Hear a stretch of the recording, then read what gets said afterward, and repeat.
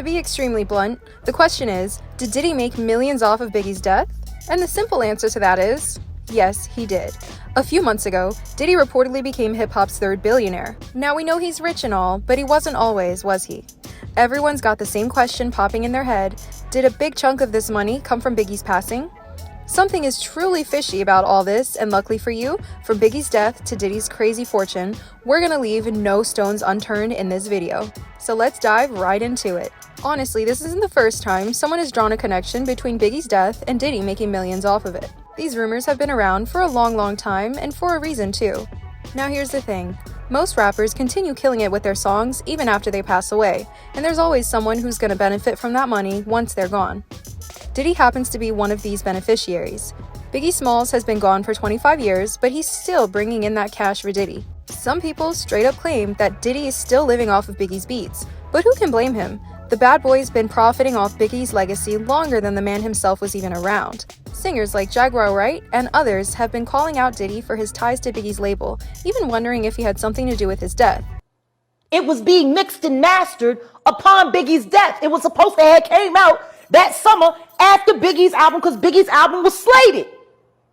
He died a week and a half before his album came out. Crazy, right? You see, the thing is, if Diddy killed Big, he'd have a real motive to do so, and that's exactly what we're gonna explore in this video, because this may as well be the reason behind Diddy's fortune. Jaguar suspected that nobody was questioning that hip-hop big shot Diddy about what really went down with Biggie. Even though it's been decades since the young rapper passed away, nobody spilled the tea on why he got whacked. The elephant in the room, y'all, is who pulled the trigger on Biggie Smalls and why. Plenty of theories have been floating around, including the idea that it was payback for Tupac's own murder. 6 months before Biggie was killed, this LAPD detective named Russell Toole was on the case, and he had a bad feeling that some shady folks were working with Suge Knight and Death Row Records to end Diddy's life. But then he was ominously instructed to cease involvement with the case and subsequently retired in 1999. Now here's the shady part. In 2015, while in the midst of writing a book about the murders, Russell Poole suffered a fatal heart attack. Suspicious much? Now coming back to Diddy, it's pretty obvious that he landed tons of money with Biggie Smalls out of the picture. But this is where the story gets twisted. Apparently, all that money didn't just fall into his lap. Rumor has it that he went out of his way to get it.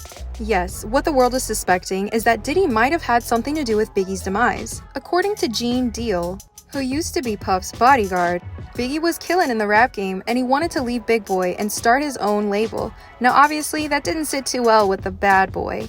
Honestly, just look at how much money Diddy's made since Big's passing.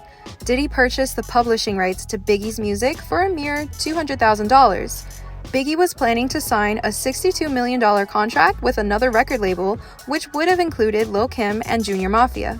Diddy had a compelling reason to kill Biggie because he would no longer have to pay him any royalties, and Biggie would have taken almost the entire lineup of Bad Boy with him, potentially ruining the label. To give you some more context, Gene, Big's bodyguard, has made regular appearances on DJ Vlad's video blog over the past few years. In one of his appearances, Gene claims that Biggie had plans to leave Bad Boy for a new, more profitable deal worth over $60 million.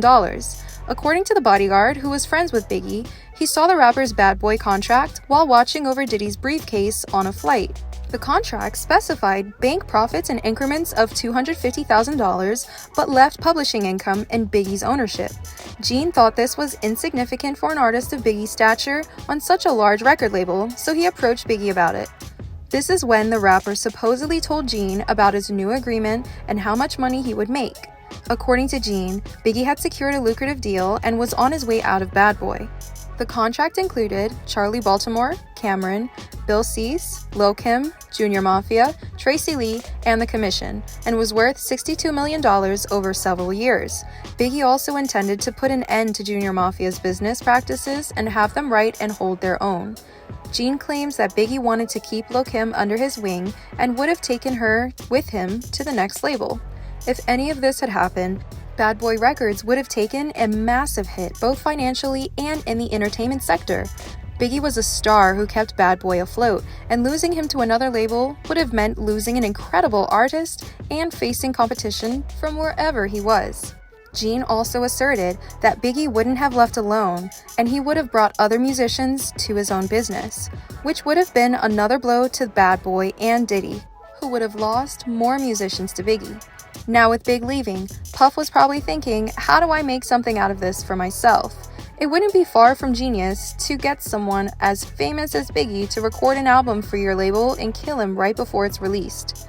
It would give the album so much more hype, and Diddy would make millions off it, which by the way, he would get to keep because Biggie would be in a casket. And of course, all the competition Bad Boy Records would have otherwise faced with Big leaving also got reverted this way. So yes, it's highly likely that Diddy was involved in Biggie's murder just a few weeks before the rapper released his final album with Bad Boy. Everyone knows that Biggie had the right to leave the label whenever he wanted, having already given his all and built a name as the bad guy for only a small sum of money considering his impact on music. His compensation from Bad Boy was not optimal, and he seems to have realized this and sought better opportunities. Moreover, Biggie's mother, Valetta Wallace, revealed in her 2005 book about her son that he was being paid very little when he first joined the industry. She wrote that her son Christopher had accepted the illusion of a friend and mentor for only $25,000, which was a significant amount of money for a 19-year-old who had never seen that much money at once. Wallace believed that the money was enough to buy her son's blind devotion and loyalty to Puffy, but eventually, Biggie's eyes must have opened, and he realized that he was working hard for much less money than he deserved, which may have been why he wanted to leave Bad Boy. Moreover, Gene was not the only one who suspected that Biggie wanted to leave Bad Boy. Dame Dash, a famous musician and producer, also raised eyebrows in a recent interview when he discussed the late notorious b.i.g. and offered some insight into the inner workings of the music industry. So Dash recently made a claim that before he died, Biggie was planning to leave Bad Boy Records and sign with Rockefeller, which was co-owned by Dash and Jay-Z. It's hard to confirm if this is true, but if it is, it would have been a big deal in the rap industry and caused more conflict than Biggie had with Tupac. Finally, keeping Big's intentions to leave, it seems that he was recording his last album for the Bad Boy Records, and it's possible that knowing this, Diddy and other executives may have planned to benefit from his death. The whole thing started in 1997 when Biggie was in Los Angeles promoting his album and on his way to an after-party when someone in a Chevy Impala pulled up next to his SUV and shot him 4 times, leading to his death at the hospital. Ironically, it was similar to what happened to his rival Tupac before him. Biggie was only 25 when he tragically passed away, but get this, even after his untimely demise, his final album, Life After Death, was still released, which became an instant hit and is still considered one of the greatest albums of all time. That's right, folks, the King of New York left the world with a double album full of bangers that continued to make waves in the rap world. While Life After Death solidified Biggie's legacy as a hip-hop icon, guess what else it did? It brought in millions for Diddy. It was a win-win, and it all makes way too much sense. That's a wrap for this video. Do you think Diddy is the real culprit? Let us know in the comments below. Make sure to give this video a thumbs up and subscribe to our channel for more videos like this. See you in the next one.